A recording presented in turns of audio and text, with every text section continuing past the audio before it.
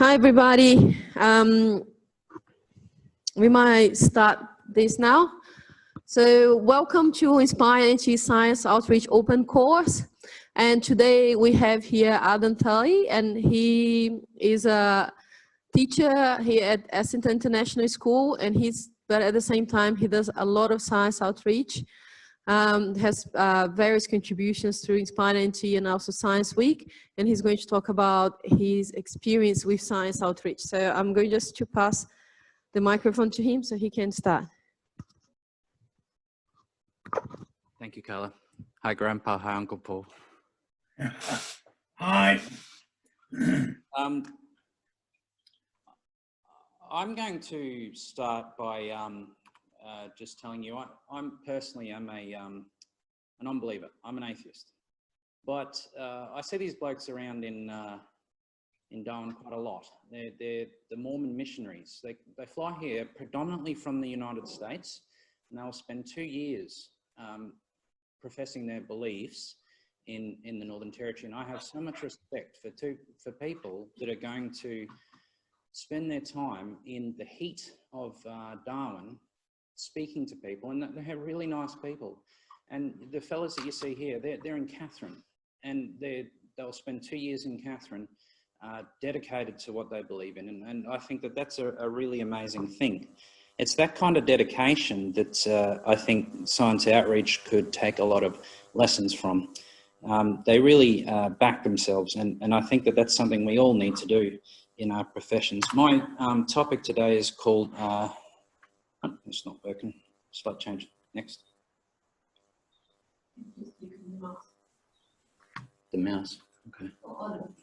There it goes, the war against woo. Using science outreach to stave off the nothing. The nothing's a reference to the never-ending story.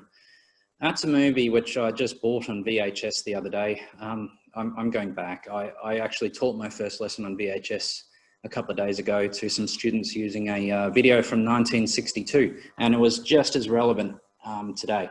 The curriculum is still part of what they have to learn.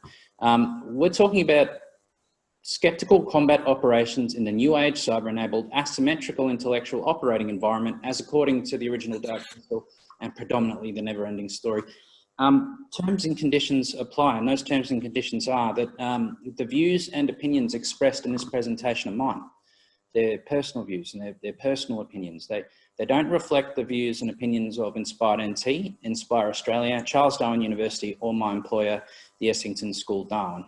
So if you have any questions, don't talk to any of them. Just contact me at agtdotscience@gmail.com, agt.science@gmail.com, and I'll be more than happy to respond. Now, we live in what is essentially a free country, you know. Australians, all let us rejoice, for we are young and free. We hold the right to think freely, entertain ideas, and hold positions based on the conscientious or religious or other beliefs. Subject to certain limitations, persons also have the right to demonstrate or manifest religious or other beliefs by way of worship, observance, practice, and teaching. And I also believe that, from my perspective, everyone also has the right to believe and practice things that are contrary potentially to beliefs of other people. And it is in communication and discussion that we can reach new insights. Now, I've got to ask a very personal question. Can you put your hand up if you're a plant? I mean, I assume are any of you three a plant? Carla, are you a plant? Students contacting plant would have raised their hand. Well, I don't see anyone who's a plant in here, but this is a Swiss chlorophyll supplement. It's $12.99 at Chemist Warehouse at the moment. It's $16 off the recommended retail price. They're saying don't pay $28.99. The Swiss chlorophyll is a naturally flavoured, great tasting green superfood, a natural source of antioxidants. So I'm going to skip to the most important thing. Nature's great superfood. Chlorophyll is a powerful green pigment found in plants, responsible for absorbing and transforming energy from the sun. So people take this as a replacement for fruit and, well, for green vegetables, basically. They put it in smoothies. A number of the comments are all about, well, how great it tastes and what a quality product is. And then all the comments that are 1 star have nothing to do with its efficacy. It's the fact that their new formulation tastes terrible, but they're still going to drink it anyway. So that photosynthesis is a process where a plant takes in carbon dioxide and converts it with the assistance of water and light into oxygen and glucose. That is how a plant gets energy. We have the opposite effect. We don't take in carbon dioxide and we don't need the sun to live. We respire. There is no benefit to taking chlorophyll, nor does it in any way replace a balanced diet involved with plenty of good leafy greens. You're not going to get anything out of it. And yet it's sold in Chemist Warehouse. And it sort of makes you wonder, what are the ethics of Chemist Warehouse selling something like this? If you're taking in a bunch of CO2 and making energy, something's wrong with your body. It's not supposed to work that way. Look at this guy. He's cute. He's called Phylomedusa bicolor. So he's the bicolored tree frog. He's from the Amazon, or she. It produces toxins when it's stressed, and the whole point of that is to get rid of predators. This is Cambo. You stress the frog out, and I looked up. It was awful. I'm not going to include the pictures in my presentation because they're really quite disturbing. They put the frog, like they string it out, and then they stress it out, and then they scrape the sides of the frog and get its toxins, and then they burn a part of your arm and they wipe the frog toxin on you, and it just sends you, all these neurotoxins send you into like a sort of purging. You purge from every orifice, out the back, out the front, you know, it's all coming out, and it's designed to detox the body. This is not given to you by a medical professional, by the way. It's given to you by a Cambo expert. This is here and it's now. Darwin's frog poison, Cambo craze, risking lives, warns health professionals. I like this guy here, Dr. Ian Musgrave. You can see he's a champion from his profile photo. He's from the Uni of Adelaide. It's not good to purge yourself with Cambo frog poison, especially if you're someone who might have like an unrelated or, you know, an undiscovered heart condition. But what I love is it says it's not psychedelic, it's an extreme form of coffee enema, if you like. What a great way to put it. So these people stress the frog out and then fill themselves with poison to excrete toxins. I don't know if any of you know who that is. So this is Archbishop Jim Humble from the church, Genesis 2 Church of Health and Healing. So it's a non-religious healing church. So they promote a thing called chlorine dioxide, which is an industrial bleach. It's called miracle mineral solution. So you'd think, well, this is something that affects America. No, it doesn't. It affects Australia too. The Therapeutic Goods Administration got involved when they started to say that it can cure COVID. And so, you see the key red underlined there is that this thing has been around for a while. The TGA published a web statement in 2014 after people were hospitalised in Victoria after consuming this industrial bleach, which they discover about on the internet. There's no reason why anyone should ever consume bleach. It's not a product for consumption. And then this year they were fined $151,200 for multiple statements representing that they could cure all sorts of diseases. I mean, it gets to ridiculous points, like, you know, you can take it as an enema to cure autism. That's the kind of stuff that you're going to find online. And this is really dangerous information. And, you know, sometimes your authorities can get involved, like the Therapeutic Goods Administration. But, I mean, they can't be everywhere at once. Promoters of toxic bleach targeted African communities with the MMS miracle cure using the video the Red Cross now disowns.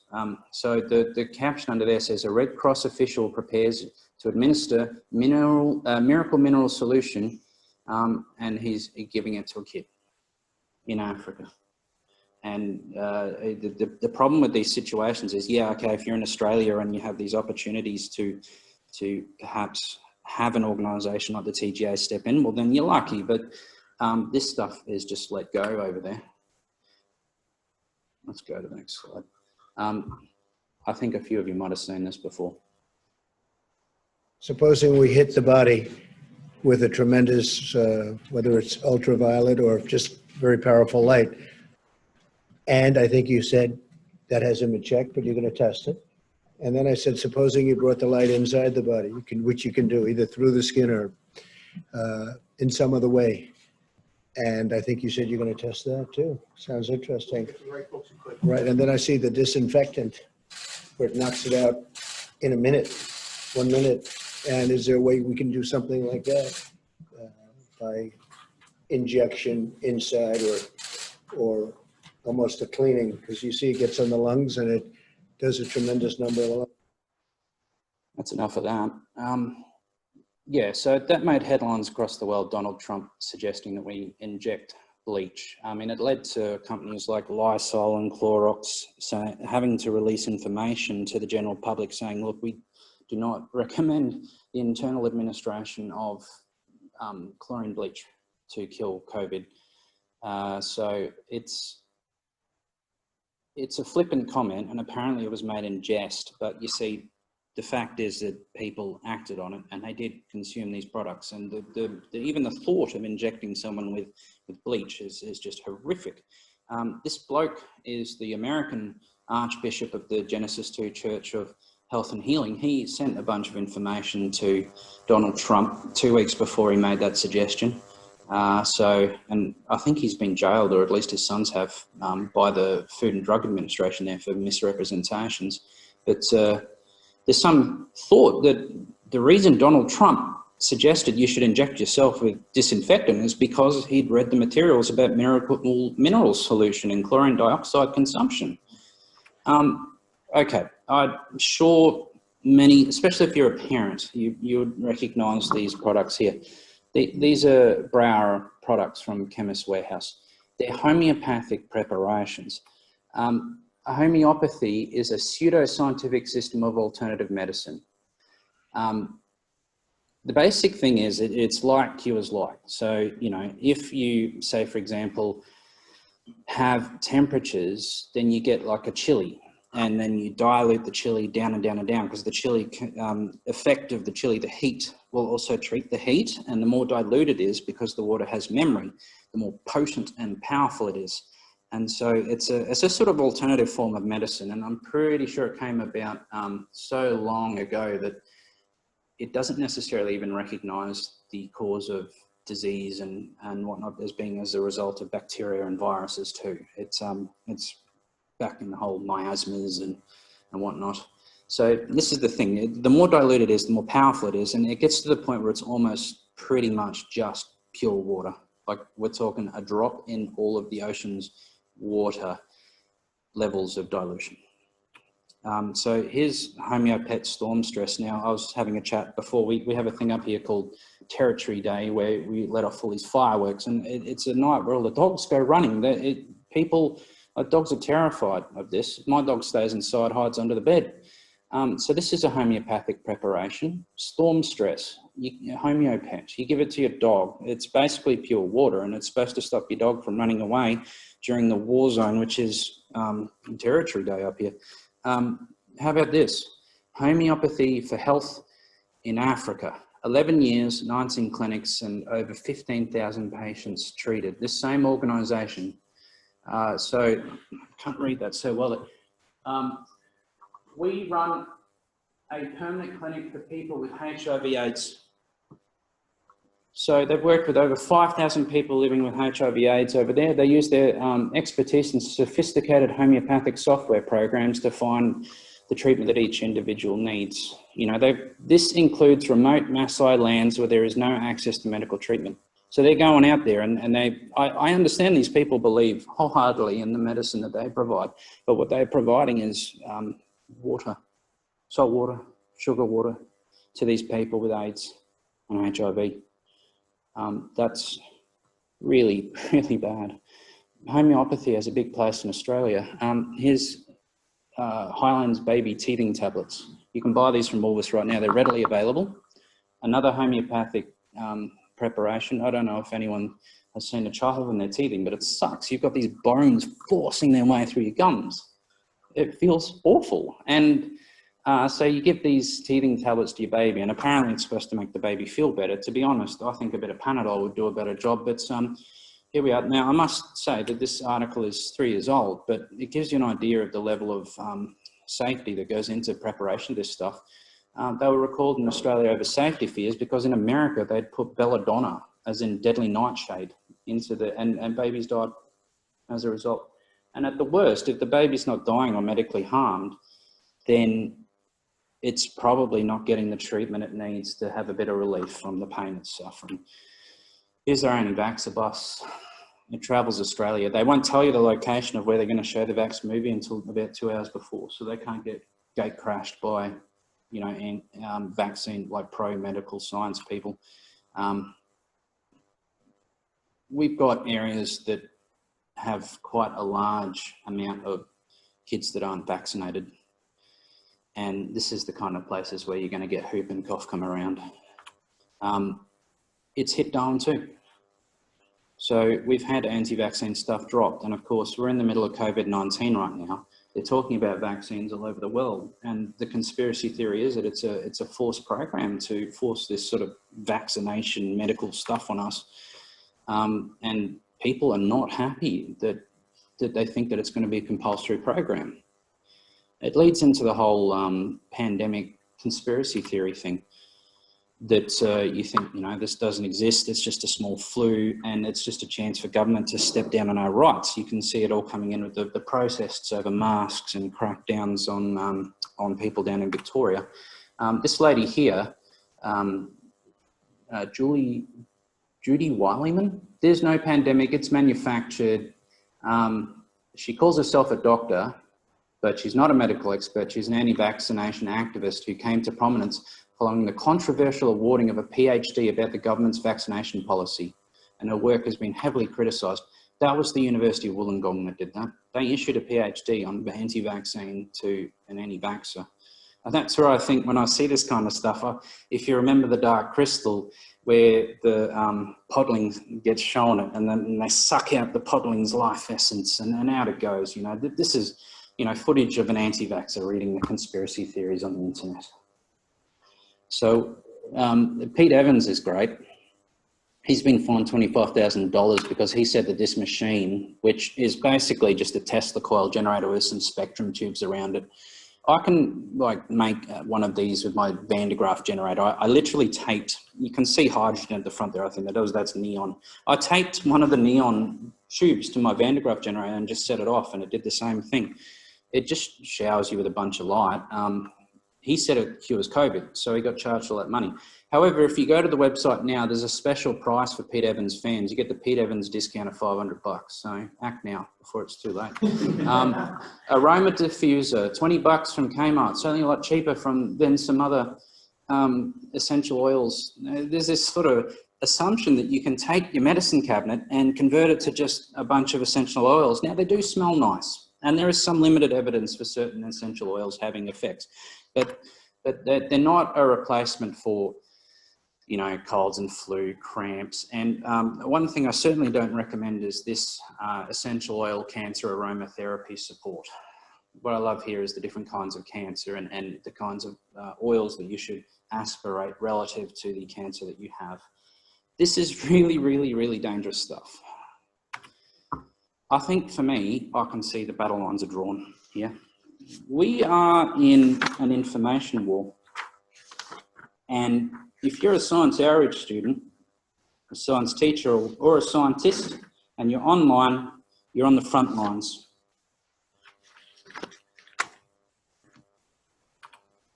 Now that's the nothing from the never-ending story. It sort of was tearing up imagination and just destroying everything as it went. And that's what I kind of feel like we're dealing with here on an informational level. The nothing is, it's cyber enabled now. It's going through it. It's all based on pseudoscience and it's taking away people's confidence and rational skepticism. and it just rips through everything.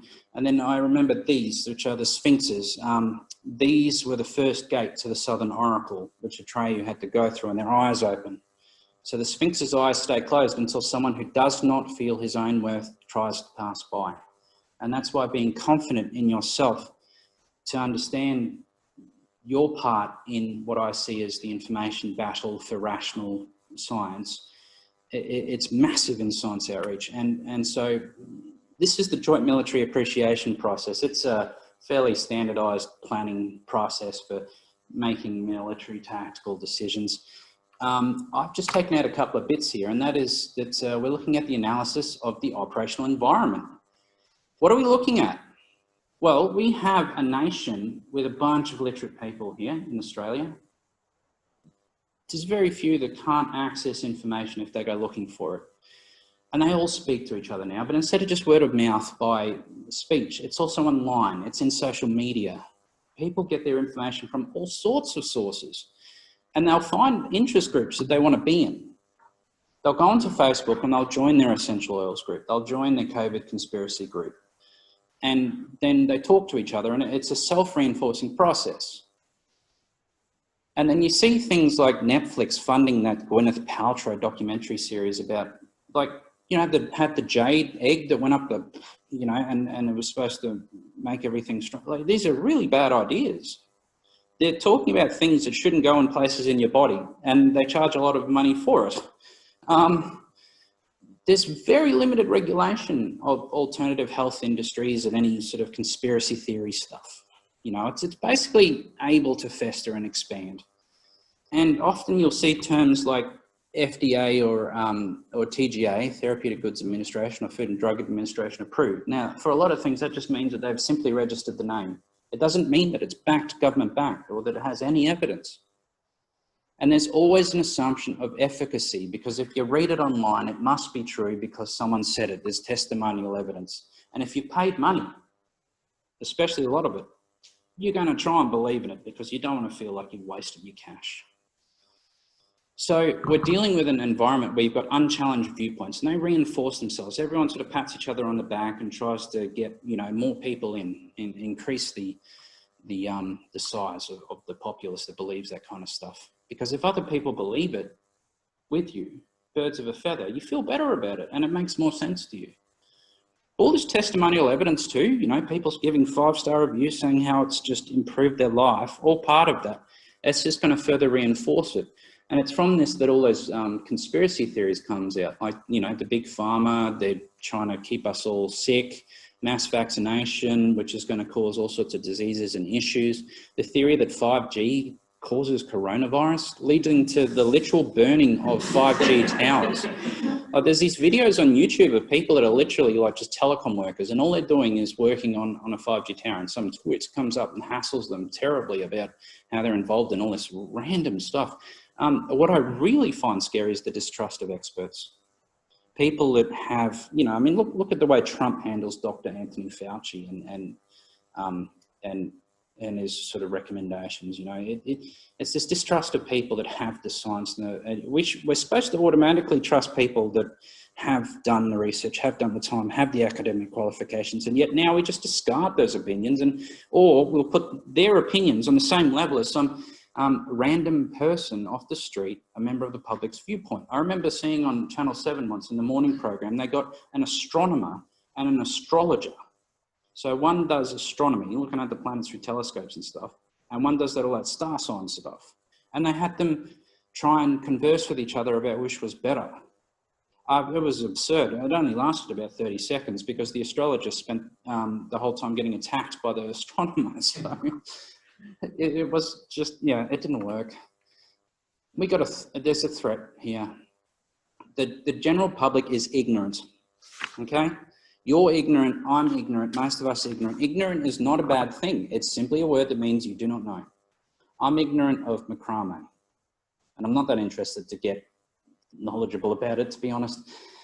There's a lot of things I'm ignorant about. And getting not ignorant is an important thing.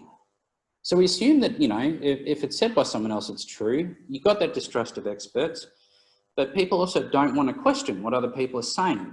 It is, I guess, I'm not sure if it's cultural or what, but they tend not to want to be in a point of conflict with someone else. And then you got the celebrities backing it. So you got your Pete Evans, or you got all those, you know, because if a celebrity does it, Gwyneth Paltrow, clearly it works. Determining the threat course of action. Well, they're going to spread their views and they're going to try and make them mainstream. So go from the left, from the fringes to main societies to expand the conspiracy. And then if you present an alternative point of view, they might take extreme offence and offence to the questioning of those viewpoints. Now that comes down into the manner in which you communicate to them. And it's basically the first principle of anything. Be a nice person. Don't be adversarial and confrontational. Part of science outreach is simply being there for the good of everyone because you like science and you find it fun.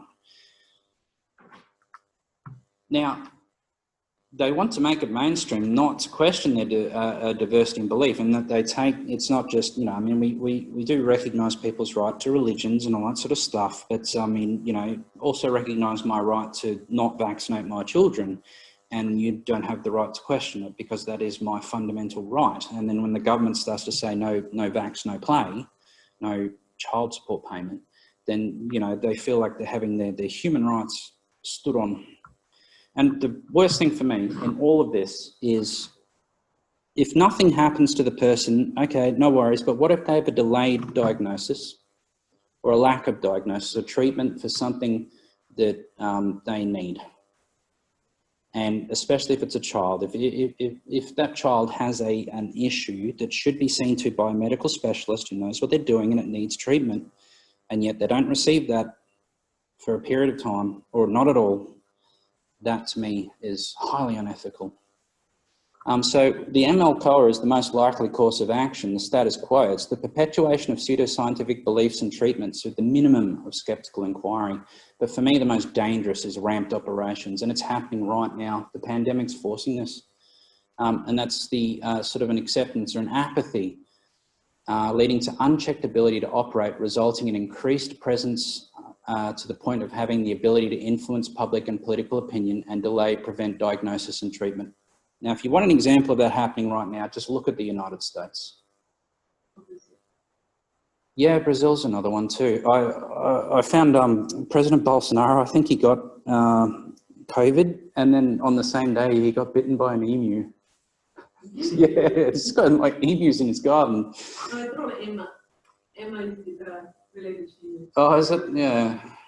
The tropical Trump. Look, we're stuffed. He's burning down the Amazon so he can have cattle.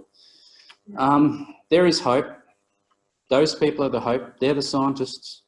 They're doing the research right now. These are a collection of images from the CSIRO and ANSTO, the Australian Nuclear Science and Technology Organisation. They're the mob that run our nuclear reactor in Sydney. We have a nuclear reactor. It creates medicine. It creates research. And it's a fascinating place to visit if you ever get the chance. This is near the end of the never-ending story where Princess, everything's gone. The nothing's consumed everything. And here Princess Moonchild hands Bastian 1 grain of sand, which is all that remains of Fantasia. And Bastian says, well, Fantasia has totally disappeared. Then everything's been in vain. No, it hasn't. Fantasia can arise anew from your dreams and wishes, Bastian. And that's your job as science outreach people, is to allow Fantasia to arise anew. Mostly in kids. The younger they are, the easier they are to inspire. That's what I find. And the older they are, the more you can take them down some really in-depth rabbit warrens and let their minds wander. You've got to get that imagination out. David Attenborough, apparently he's got a new movie coming out in the cinemas. I think he's 94 years old. Young people, they care. They know that this is the world that they're going to grow up in and they're going to spend the rest of their lives in. But I think it's more idealistic than that. They actually believe that humanity, human species, has no right to destroy or despoil regardless. Because this planet is going to hell in a handbasket. We have reached tipping points. Part of all of this too could even be into the whole denial of climate change.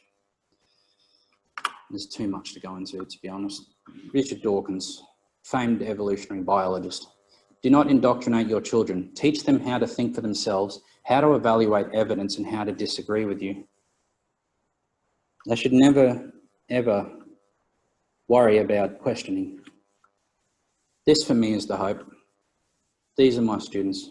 It's a collection of, there's year 8s, there's primary school kids in there, there's year 11s, there's year 12s. And they're all experiencing different chemical or physics related experiences there. And what you'll see in all of these photos is that they're all smiling. They're having fun. That's I said that experience too, that it was one of the most fulfilling experiences in this science which yeah. they have spent in the primary school. The kids love it. The feedback's immediate. You know if you're doing the right thing because they tell you. Kids are really honest. I'll tell you what, when I've surveyed some of my students anonymously, they're quite honest. Jeez. So what I do, why I do what I do, I mean, there are overt reasons. I am really passionate about science. My dad was a science teacher, so am I now. When others have fun doing science, I sort of get fun from that. It fills you with energy. And the thing is, opening someone's eyes to science. The world is actually a much more interesting and more beautiful place beyond what you can see with your eyes, you can smell with your nose, you can feel, you can hear. What we see is mere fraction of the beauty of this universe, both macroscopic and microscopic. And science is cool and it's interesting. I've been a nerd all my life and I have no qualms in just rolling in the love of science. And for me, it's also destroying that great wall that I see come up mostly in year 8, can be in year 7, but it starts to hit in year 8 and 9 where they assume I can't do science. They have a bad experience with one science teacher or they fail a couple of tests and they think, I can't do this because I'm not getting an A. Clearly I'm going to do something else. We start to lose our chemistry and physics and biology students in middle school. That is the recruiting ground for your senior science students. You've got to start there. But there's covert reasons too. All the stuff that I brought up before, we're at war and the fight is ongoing. The best time to convince someone of something is when they're a kid. They are wired to listen to experts and believe what you say. That's why when you present information to students, you must present factual things or teach them to question the evidence. It's very, very important that you give them that autonomy. But they're the future. So if you can shape them and put them on the right path while you can, that's the great thing. I'm a recruiter. I recruit children for the cause of science. And hopefully, through them, influence their parents. Because if they have a wonderful experience, the first person they tell is mum and dad. They share it with them. And the mum and dad get interested. And then you invite the parents to come in and experience the science club experience with their kids. So, for example, when I launch rockets for the primary school science club, I invite the parents to come in and launch rockets with their kids. And mum and dad can press the button with the kid. That's a really special thing. I often find the parents get just as excited as their young kids do. We're going to set people on the right path, but it's up to them to walk where they want, to follow their interests. A bit quick background on me. It's got to go on at the start, but I wanted to make the point about the war that we're fighting. My dad was a physics teacher. I went to the Defence Force Academy where I got a Bachelor of Science. Army never used my science work. That was put on the back burner for several years because I was an ordnance officer, so I did warehousing and all that sort of stuff. Trucks and delivering things. 5 years in training, 7 years serving, did a tour of East Timor. And then I got up to Darwin and decided I like this place, I'm going to stay. So I discharged and I did my teacher training here at Charles Darwin Uni. I did my first placement in Tamimmin at Humpty Doo and I've been teaching science for 8 years since. The photo up there, Grandpa's watching. Unfortunately, none has passed on, but both of them are very strong, independent, confident people that I sort of model myself on in many ways. That's me on my first day of school in Mount Gambier down there. I had to bring that fluffy thing. I don't know why. The path to scientific success, scientific mindset, we've got to teach the scientific method. It is a frame of thought and having that curiosity to go and inquire and think. But you've got to do that positive reinforcement. I really want to separate achievement and assessment from interest.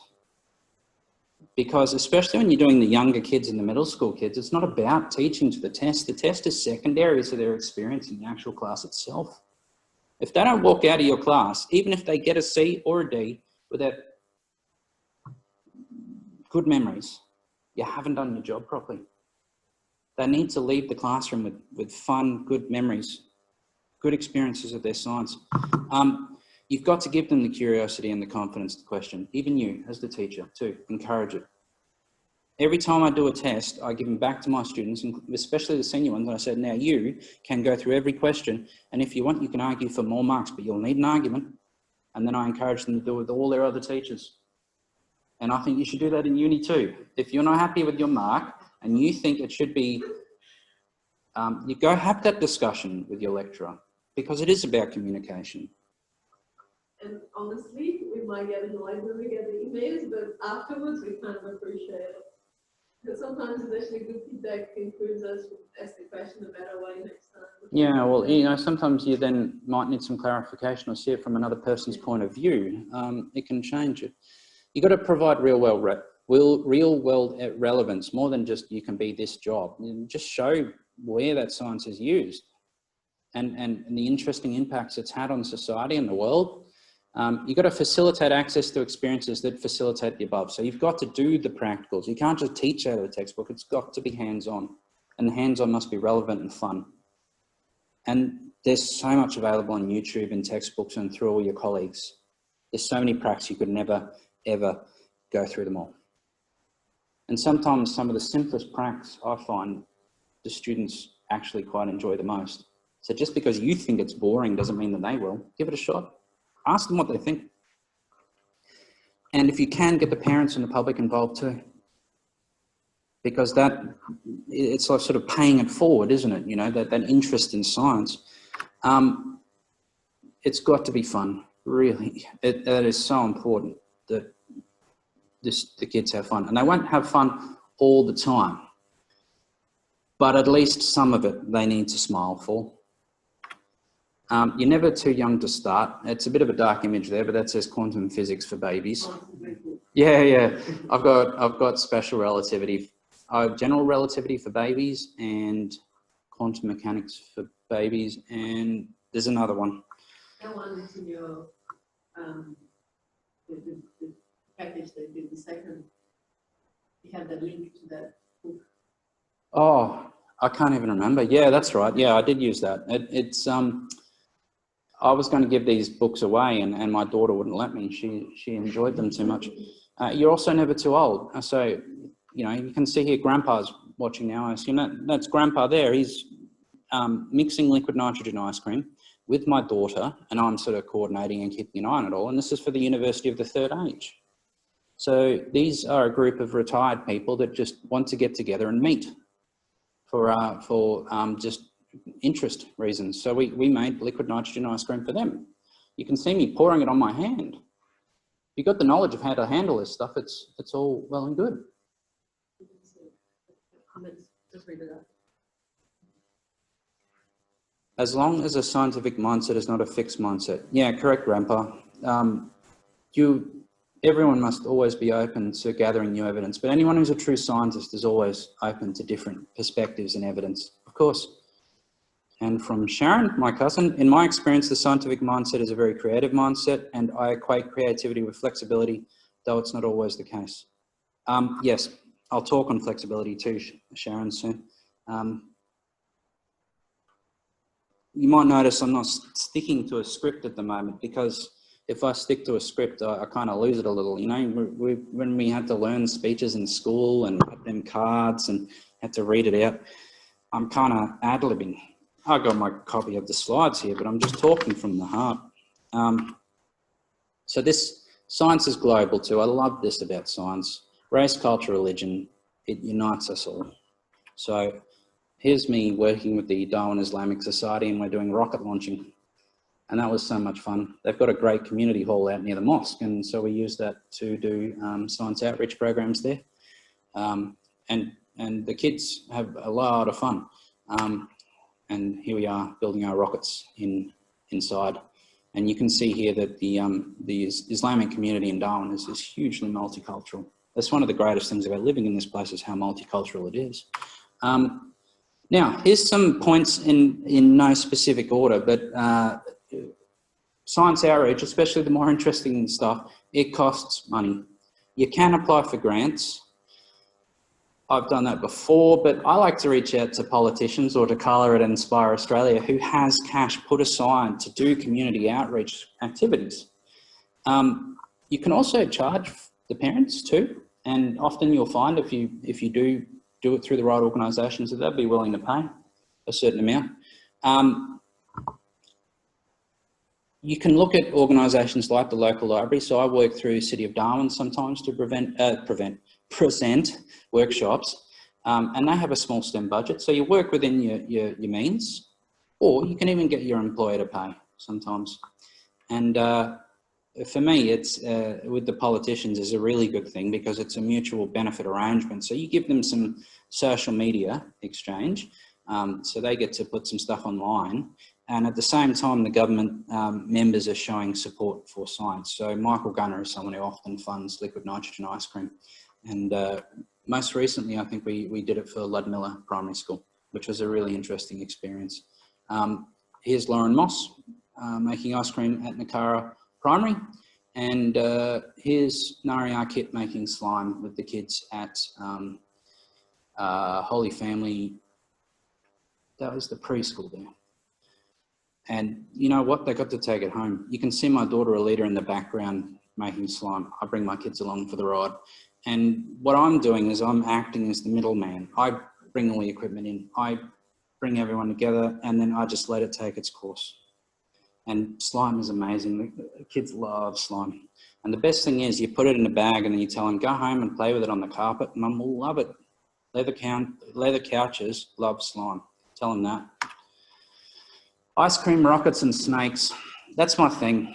I book experiences with other people. I book the reptile people to come in. I make the ice cream. I facilitate the rockets with the actual explosive engines. We can see here, I've gone actually out to Dripstone Children's Centre. So these are sort of even younger than preschool and a few of them are going to get to press the button to launch their little UFO. It's just a tiny rocket, sends it up and they get to collect it and take it home. Thanks to George Lambrinidis and the City of Darwin, they've just bought 60 rocket engines for these guys. And over the holidays, we're going to launch each one of them their own UFO. They will all get to press the button. And apparently some of those UFOs are becoming fairies because that is the current interest. One of the things I found is that many little hands make really, really heavy work. So the younger the kids are that you're dealing with, the more you're going to have to prepare for that in terms of individual assistance. So you need to choose your pracs or what your experience relative to the age that you're dealing with. So they've got very limited ability to follow comprehensive instructions, like making a whole rocket. They can't do it. You have to do it in phases. Cutting, folding, gluing, they won't necessarily cut out perfectly. I mean, at the end of the day, when you stick something together and shove an explosive engine in it, it's only going up. But you should expect to have to step in. And they always want so much individual attention. You won't get this with the older kids, but they'll have their hands up. There's constant questions, things to add, and they're always asking why. And sometimes you have to say, well, look, you just need to wait. Because why is going to come later. You won't please. So simple versus complex is where you got to differentiate. I've got a club in Nakara Primary where I have transition through to year 6. So I have to buy rockets which are easy to make, middle to make and harder to make so that everyone stays involved. And you've got to plan ahead for that kind of stuff. You won't get everyone's interest all the time. Sometimes if the kid wants to go outside and kick a soccer ball because they're not interested in that one particular activity, just let them do it. Used to think that, oh, I've not done my job right. You know, that kid, but the kids are like that. Not everyone's always going to be interested and you shouldn't take it personally either. Behaviour management's part of it. So it is important you set rules and boundaries, especially for anything that might be slightly risky. You know, like if I've got the vat of liquid nitrogen around, no one else is allowed around that. I have a don't touch my stuff rule when I set up because when I come into the school, I have a table covered in all these exciting things. And of course, the first thing kids want to do is go and touch it, pick it up, play with it and look at it. Don't touch my stuff because it'll break or it'll hurt, or it's an out of bounds area. I probably could have put that better. Have something which shuts everyone up and gets attention. So we have a hand clapping procedure, or you could have a bell just to get attention. And the kids are used to that. And then you can deliver your instructions, and always have a few backups. YouTube videos are great. Any of the sort of BBC style nature science thing ones, that'll work. Now, one of the things that I've come across a couple of times is I've presented a particular viewpoint, especially with the senior kids, because you can discuss some of the more controversial things. And I've said, well, you know, this is how it is. And their parents think differently. And I've stumbled right into it because I have this big fat mouth and I have no inner monologue basically. And so I've just blurted something out and then inadvertently labelled their parents as ignorant or silly, and their perspective as wrong. And you have to be very careful about that, because that information goes home. Not only have you caused offence, which is terrible, but it also reflects on the reputation of your employer. So you've got to be very careful with giving out opinions in classrooms. I'm still working on. Adam, just a couple of more comments here on the chat. With Tom from the library said that you and I have both been great for the libraries. And also Erica has said that love the tie-dye lab coats. Oh, yeah. Well, I'll come to that in a bit, all the tie-dye stuff. Use like-minded people. I reached out to the student prac teachers here and said I need a couple of volunteers. I was overwhelmed with people wanting to help out.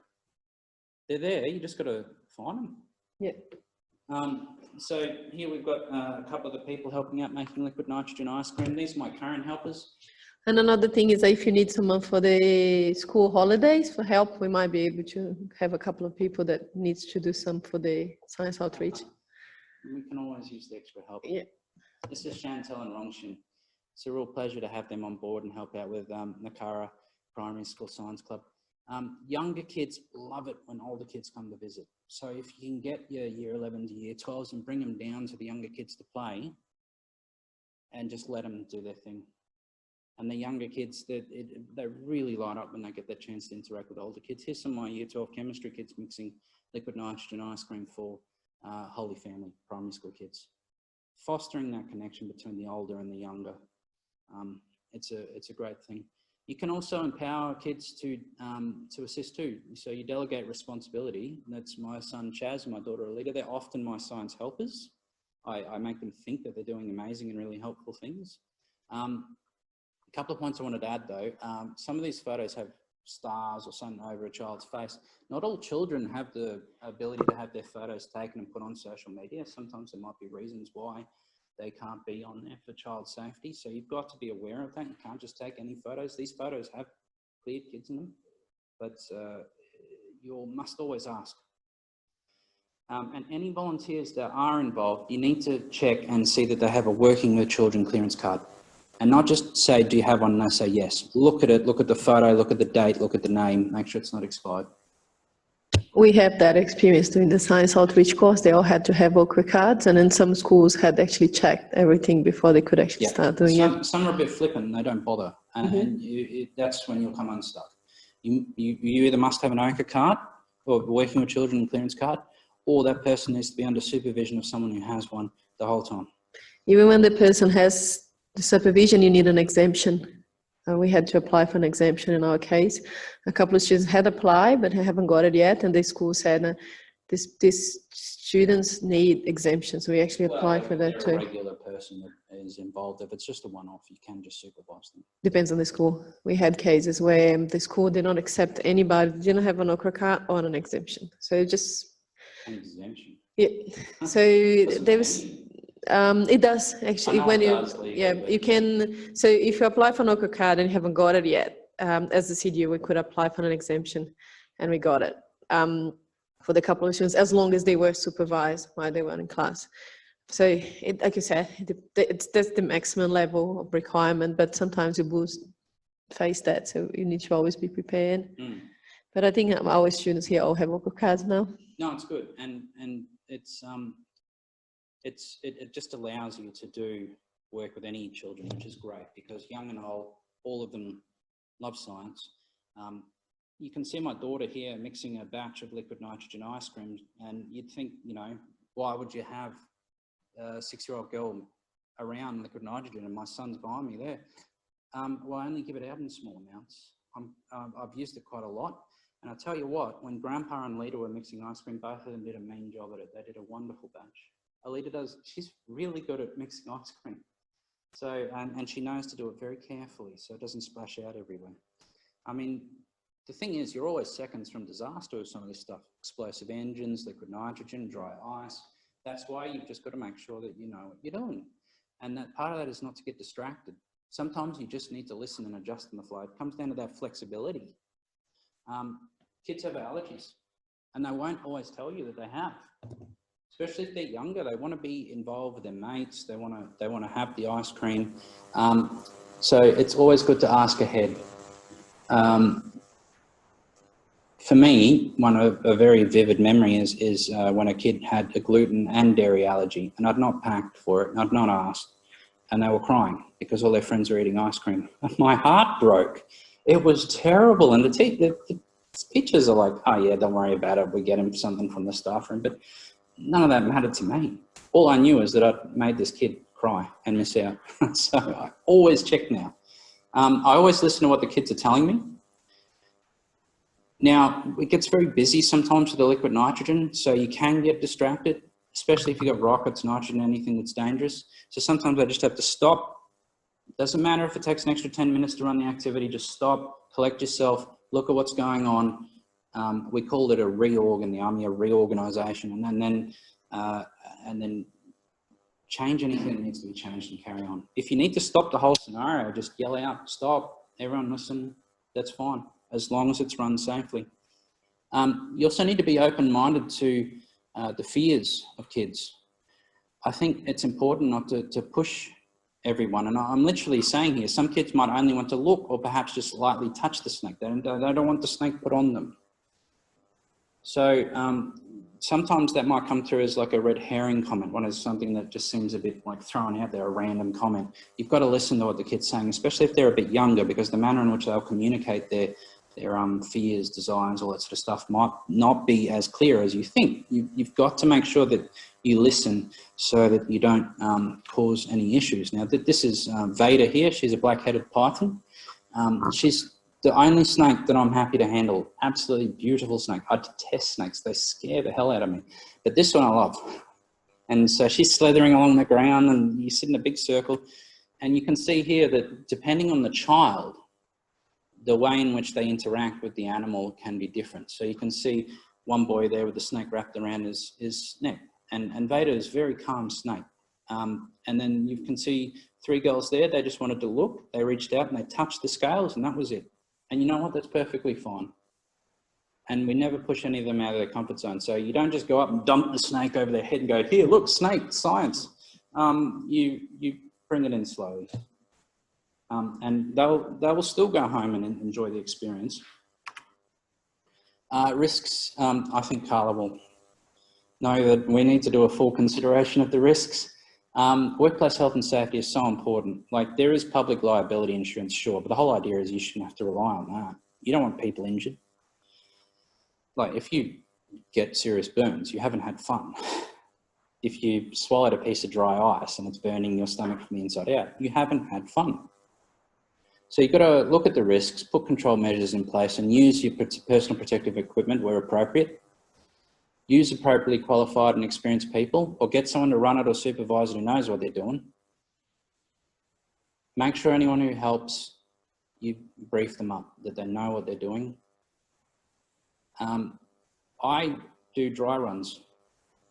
So we sort of pretend to do it, but we don't actually physically do the experiment at the time. I did that with my chemistry students this year. We put together all the synthesis glassware before we even shoved the Bunsen burner under it. So we had like a fake crack where we pretended that we were going to do the synthesis before we went in and did it the next week, so that they knew, because we were dealing with concentrated sulfuric acid, highly flammable chemicals, a 700-degree Bunsen flame, and volatile gases everywhere.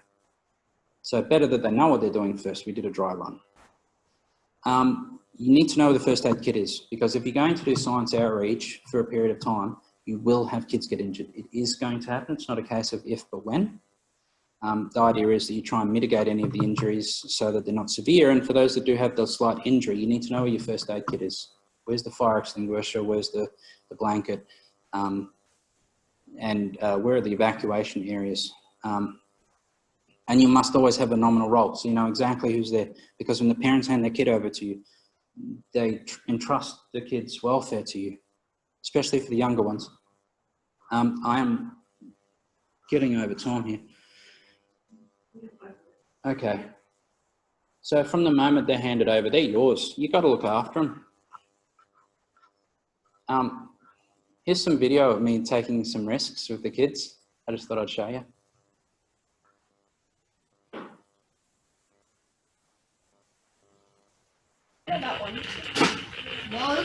So these are primary school boys playing with the Geiger counters and a bunch of radioactive rocks and plates and different things. I mean, we're surrounded by radiation. They've got gloves on, but they're perfectly safe, as long as they don't hang around it for a long time. Launching rocket pyramids with the students, and this is a slow motion smashing of a flower that's been frozen in liquid nitrogen. So this one was done with the Darwin Islamic Center. With a smile on his face.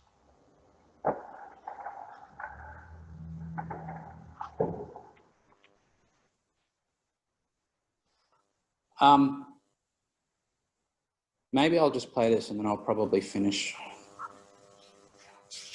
These are carbon dioxide bombs. You put a bunch of dry ice pellets into a bottle, add some water, chuck the lid on, or put the lid on, and then peg it as far as you can.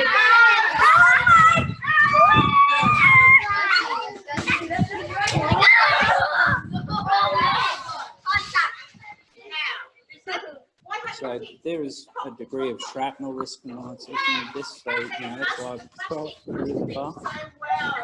The bottle will fill and you can hear it creaking and cracking as the gas expands in the bottle.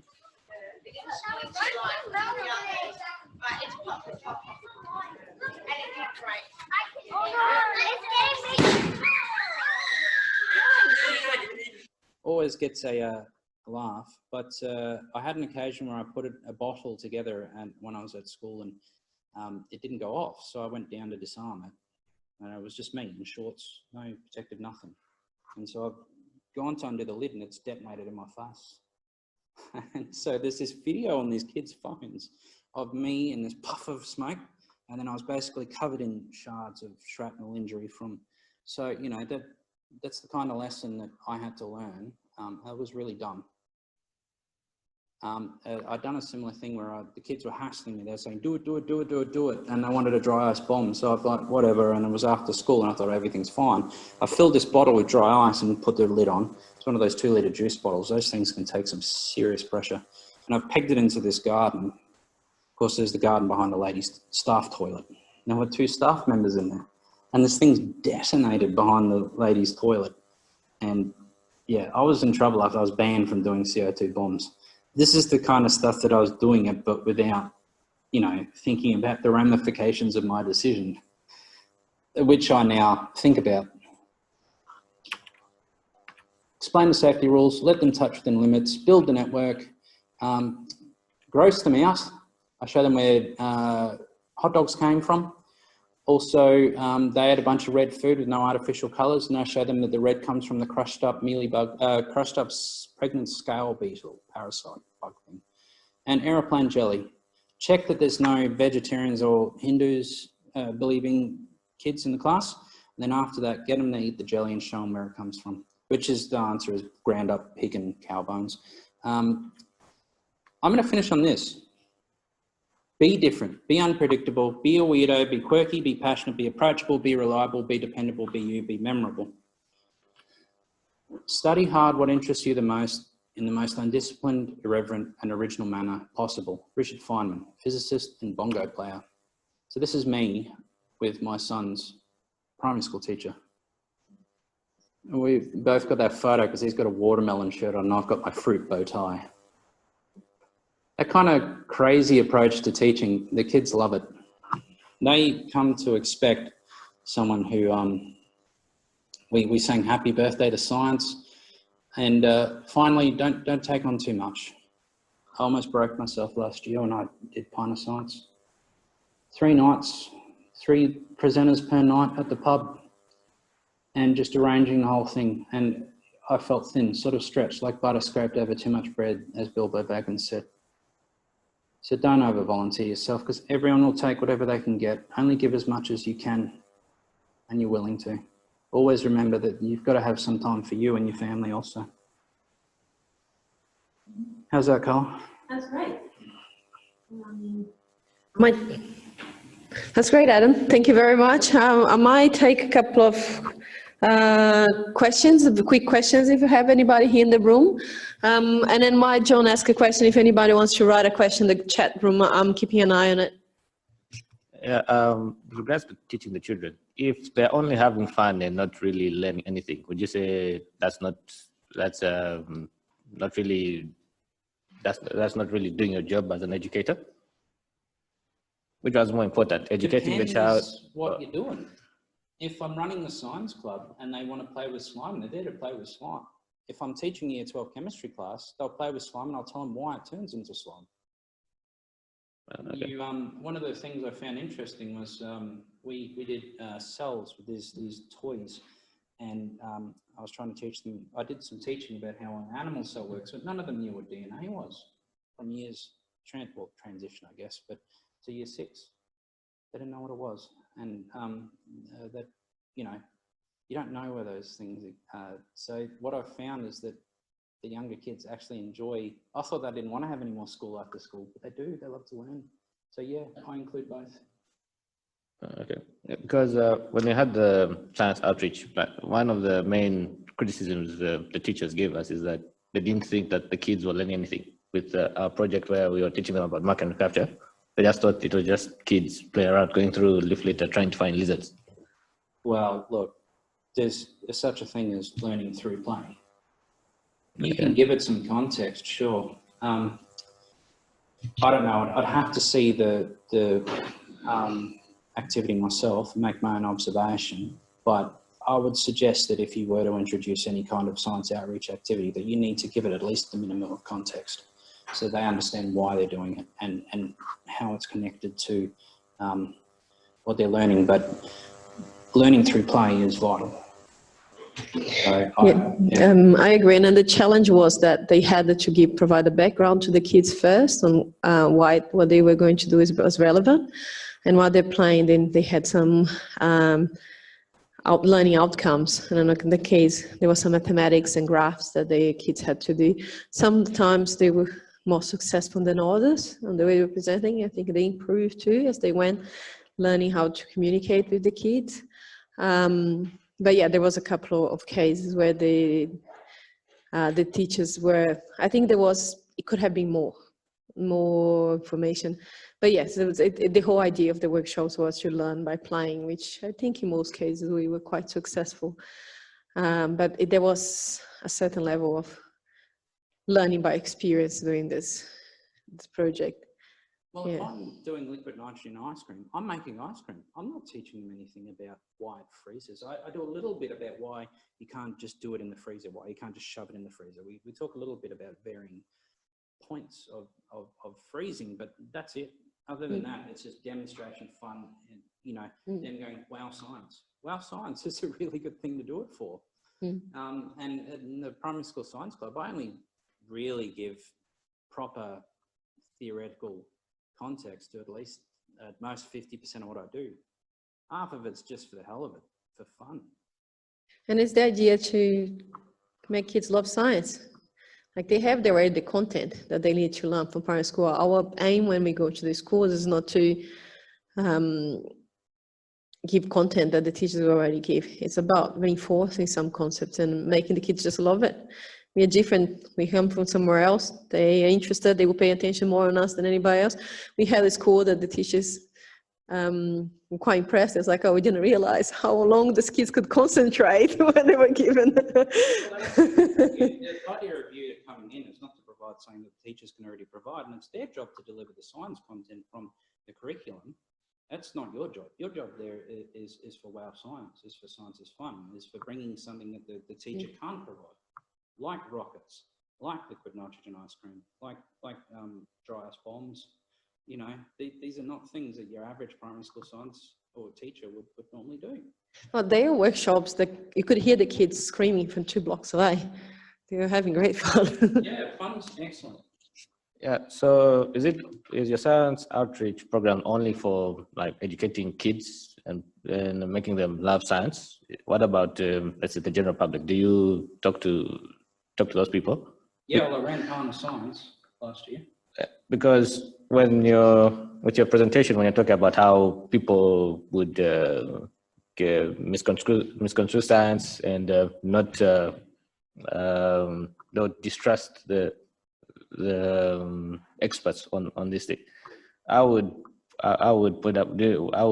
think that it's maybe because yes, they have the knowledge, but have they really provided a solution to the problems on what they're knowledgeable about? Like, let's say with this COVID thing, people are only listening to the crazy heads because the experts haven't really given much to other than stay inside and give the masks. And for me, this is a big thing because I actually taught Carla this a few weeks ago. Like with the issue of fracking, I went to a lecturer. I asked her. I gave her a possible way we could help with fracking. I told her my possible idea. She said it's possible, but that's not our job. That's the engineer's job. We are just there to give you the information. That's it. So do you think that the reason why people may distrust the scientists or they listen to these or distrust science in general is because science may have all the answers, but then provide the solutions that people care about? I think it's a lack of science literacy. I think people just don't see science as something that they want to read about and they want to be involved in. They are listening to the other ideas in social media, which are more attractive, to be honest, and more interesting. Or would you rather read about how 5G causes coronavirus or the benefits of downloading in the 5G zone? You know, I mean, my approach though is not to, I don't go for the adults. If I wanted to be an adult educator, I'd work in a university or something like that. And maybe one day I will. I do present to the University of the Third Age. I do a lot of stuff that involves adults, but my main focus is kids, because it is the kids that are the future. And I really, really want to get rid of that whole assumption that no one can do science. You can love science, and if the best thing you can achieve is a C, that's fantastic. I really feel that it needs to become something which goes from the fringes to the mainstream, is that science is just this thing, like English, like art, that everyone should be happy to be involved in, even if they're not going to achieve an A+. And part of that must be fun. Even I do fun stuff with my year 11s and 12s, it's just there's not as much time to do it. And there is also a comment from Tom from the library. Just like to agree with what Adam's saying, a large chunk of what we do with STEAM programs is just to build the enthusiasm. Kids who want to know more ask questions and find information. We just aim to make them want to know more. And I think, yeah, that's a good point, Tom. And I was saying something. You set them on the path and you let them, and then you foster those interests. That's why when you give students, especially the older ones, options to choose research projects, you really push them towards, rather than them saying, you give me a topic, well, no, you give you a topic. Go find something that interests you.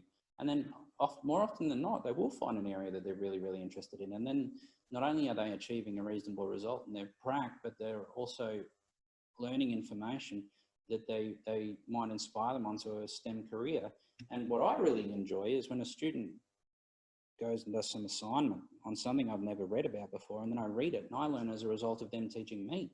Kids teach me stuff all the time, and nothing beats getting an assignment which has been so well researched and written that it changes my mind. And it has happened a couple of times. I've read the student's assignment, I've been in this perspective, and I've got to the end, I'm like, I completely agree with them. And it's so refreshing. Here's your A+, and then I go tell them how great I think they are. It doesn't happen all the time, but it's happened a couple of times, and it's a real pleasure when it does. Yeah, I had some assignments at the university level that like that too. It's so refreshing to read it. And then I think I will actually ask a question I would like to ask, last one before we go. It's something that everybody's telling me, and you just said it again during this talk. We are losing the students at middle school. We have primary school kids enthusiastic. It's not that hard, is it? We went there and get the kids loving science and loving what we're doing and saying at the end of our workshops, we all want to be scientists. And then we have high school where the kids already kind of divide and they have the mindset, they want to be a scientist, they're already kind of that path. It's the middle school that I see as a big challenge. And do you have any extra advice on people who want to work with science outreach on how you can tackle that age? Because it's a difficult age. They don't get impressed as easy. They're all worried about their social networks. And if you lose them there, like you said, if you have a bad science teacher, you lose them there, and then it's really hard to re-engage it again later. For me, and I've taught middle school a couple of times now, you take the emphasis off the theory and put it onto the fun. You know, at the end of the day, you facilitate the process of learning, but you do it in a secret way. So you introduce the theory through practicals, activities, and things that they sort of start off thinking that it's a bit of a game and it's a bit of fun, and then realize that they've learned something at the end of it. So it takes planning and preparation. There's a lot of incredibly interesting things in the middle school curriculum content. I think also is the recognition that middle school science isn't just some payoff that some less trained person can do. It is a proper, real job. Being an expert middle school science teacher is an expert thing. Being able to keep the students engaged whilst they're all worried about their social networks and boyfriend, girlfriend, all that sort of stuff. Because it is, you know, especially like year 9, year 8, those times can be difficult. But I think for me, making them realize that you actually do care about them individually, that you are really interested in their personal participation, that you value their input and that them as persons and their individual interests. And just because they're a middle school student doesn't mean you have to treat them like a child. Give them a bit of autonomy, let them have a say, and let them feel like an individual that is a valued member of the class. And when you start to invest in them, especially personally, if you have the time to do it, they'll start to invest in you. And you can take the class clown and all the people who think they're so cool and disengaged, and you laugh along with them. One thing I became really good at when I was dealing with middle school students was being able to do comebacks really quickly without being offensive or using swear words. Because they'll level some stuff at you, and if you can come back with something funny, then they're really impressed. And then for those that are really disengaged or want to disrupt, you sort of deal with it in the standard behaviour management ways, but then start to show them, give them some individual time, spend some time to get to know them, build them up, and then before long, you can actually take these students, turn them around completely. And if they get a C, tell them how great they are, and promote the sort of positive reinforcement. It's all about that, if you can avoid the negatives. I guess sometimes negatives are essential, but you want to show them that they matter. That's great advice, Adam. I think this is really good. And we got some comments here saying that it has been a great talk too. And so, yeah, I think I will make, David is your grandfather, isn't it? Yeah. David? Yeah. He's one of my cousins. Cousins saying that what a great thing they will have teachers like you inspiring the next generation. So I think I'll finish with his comment, because I think it's a comment that reflects everybody thinking here. And also I think George Turley said, thank you, Adam. So glad that you do what you do and do it well. So thank you very much. And I think we'll finish here today. Thank you everybody for being online and in class. This talk will be available online eventually. I'm a little bit on a lag on putting things online, but we are getting there. And I will let you know, Adam, once I have the link. And if anyone's got any questions, just hit me up at agtdotscience, AGT.science gmail.com. Okay. Thank you very much. And I'm just going to finish our Zoom meeting now. Bye.